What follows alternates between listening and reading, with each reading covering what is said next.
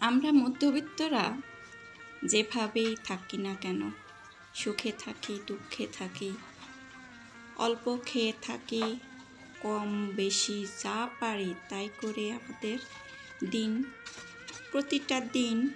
প্রতিটা সময় আমাদের চলে যেতেছে। আলহামদুলিল্লাহ, যেভাবেই যাক না কেন তারপরও তো দিন পাড়ি দিতেছি। সময় কারোর জন্য থেমে থাকে না। আর আমাদের যে প্রয়োজনটা, সবচেয়ে প্রয়োজন হচ্ছে টাকা। আসসালামু আলাইকুম, আবারও শুরু করে দিলাম নতুন আরেকটা ভিডিও। যেখান থেকেই দেখো না কেন সুন্দর করে একটা লাইক দিও। ভিডিওটা অন করলে একটা লাইক দিয়ে ভিডিওটা দেখো, অনুরোধ করে বলতেছি। ভালোবাসা দিও, আমিও ভালোবাসা দেব সবাইকে। এই তো দেখো শুরু হয়ে গেল সকালের কাজ নিয়েই শুরু করি দিন। সকালটা শুরু হয় এভাবে। প্রয়োজন শুধু আমাদের সব দিক প্রয়োজনে, টাকা পয়সা ছাড়া তো আমাদের কোনো উপায়ই নাই।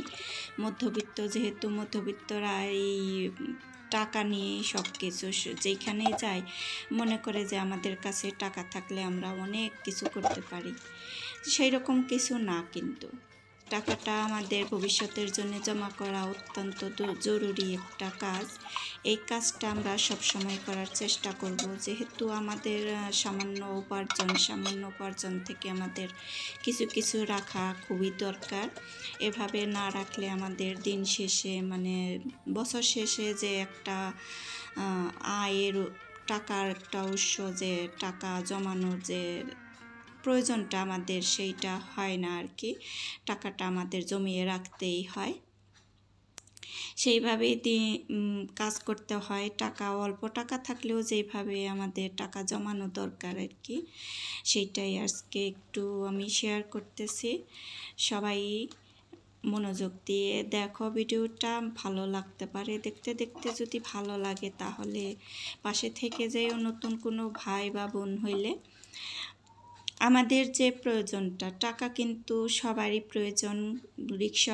একটা রিক্সাওয়ালা বলো, দিন আনে দিন খায়, তাদেরও টাকা প্রয়োজন। খাওয়ার জন্যে প্রয়োজন, মানে ভবিষ্যতের জন্য প্রয়োজন। যে বাচ্চা কাচ্চা হয় তাদের জন্যও প্রয়োজন। বাচ্চা কাচ্চার জন্যে মা বাবা বেশি চিন্তা করে যে ভবিষ্যৎকে কেমন হবে, ভবিষ্যতে কি দিতে পারবো আমরা বাচ্চাদের জন্য কি রেখে গেলাম। এই কথাটা কিন্তু সন্তানরা একবারও বলতে ভাবে না যে আমাদের জন্য কি রাখছো, কি করছো। তোমাদের কর্তব্য আমাদের জন্য টাকা পয়সা উপার্জন করে জমা করা। সেই দিক থেকেই আমি বলতেছি যে এরকম কথা শোনার আগে কিছু করে আমাদের টাকা জমা করা উচিত। এই তো আমাদের যেভাবে আমরা টাকা জমা করতে পারি, এই যেমন ধরো আমাদের যে দিন শেষে যে সপ্তাহ শেষে যে আমাদের মাস খরচ, মানে সপ্তাহের খরচটা থাকে, সেখান থেকেও আমরা কিছু করে সপ্তাহ বাজার করে ওইখান থেকে যা বাঁচে আর কি, সেই টাকাটা আমাদের জমা করে রাখা উচিত।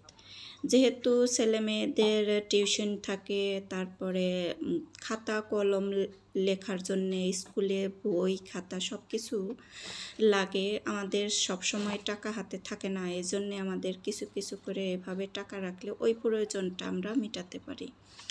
আর বড় ধরনের যে আমাদের টাকার প্রয়োজন হবে, বড় ধরনের যে কোনো সমস্যা হবে, সেই জন্যে ছেলে মেয়ের বাবা আছে, সে চিন্তা করবে। তার সাথে সাথে আমাদেরও চিন্তা করতে হবে যে তাকে আমরা সাহায্য করব টাকা জমা করার জন্যে।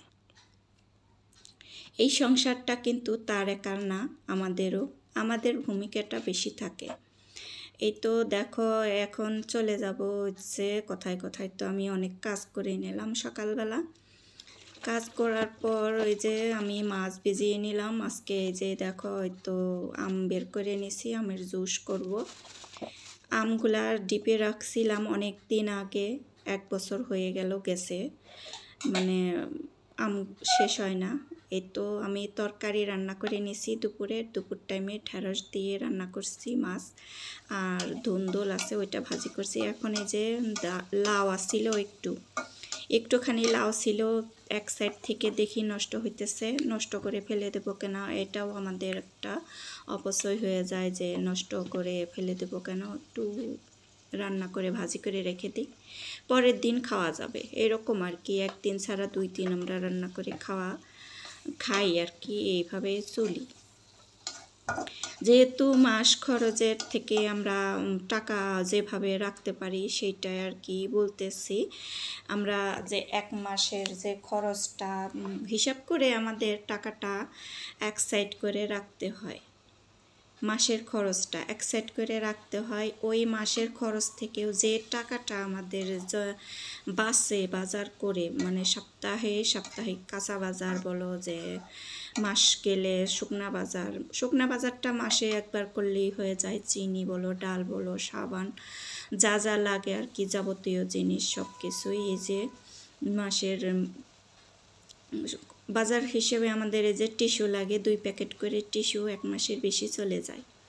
এরকম ছোটোখাটো জিনিসগুলা যদি, শুকনা বাজারগুলো আমরা যদি মাসে করে রাখি আর সপ্তাহে কাঁচা বাজারটা করি, কাঁচা বাজারের সময় যে টাকাটা আমাদের খুচরা টাকা যে বাসে, ওইটা তো বললাম যে ওইটা রেখে দেওয়া একভাবে। আমাদের ছোট ছোট ব্যাংক আছে, ব্যাংকে ভরে আমি ওইভাবে রেখে দিই, যে 10 টাকা 20 টাকা যা পারি আমি ওইভাবে রেখে দেওয়ার চেষ্টা করি আর কি।